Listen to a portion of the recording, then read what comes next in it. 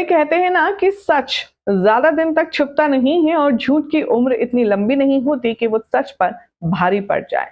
भले ही ऐश्वर्या मरा हुआ बता करके अपने आप को विक्रांत के घर में ही रह रही है और उसकी दीवालों को खोखला कर रही है, लेकिन अब इस झूठ की भी उम्र खत्म होने वाली है।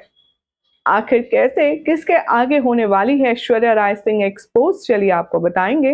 लेकिन उससे पहले चैनल को सब्सक्राइब कर लें, नोटिफिकेशन बेल दबाएं और इस वीडियो को लाइक शेयर करना ना भूलें।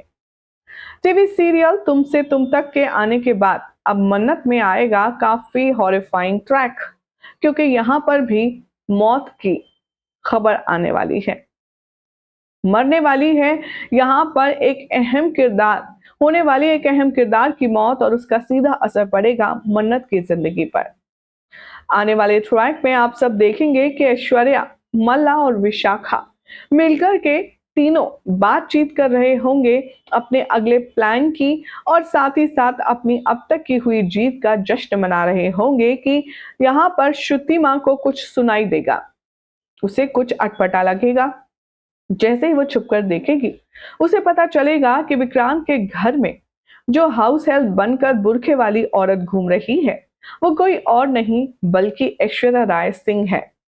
वही ऐश्वर्या राय सिंह जो मन्नत की माँ है, वही ऐश्वर्या राय सिंह जिसकी वजह से पूरा घर बर्बाद हो गया, वही ऐश्वर्या राय सिंह जो उसकी अपनी सगी बहन है, लेकिन इस घर की और मन्नत विक्रांत की सबसे बड़ी विलन है, जो कि मर चुकी है लेकिन असल में जिंदा है।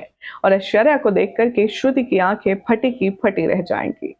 जैसे ही छुप करके मल्ला, विशाखा और ऐश्वर्या की बातें सुनेगी, यहाँ पर गुस्से पर कंट्रोल नहीं कर पाएगी श्रुति माँ और सीधा दरवाजा खोलकर अंदर घुस जाएगी।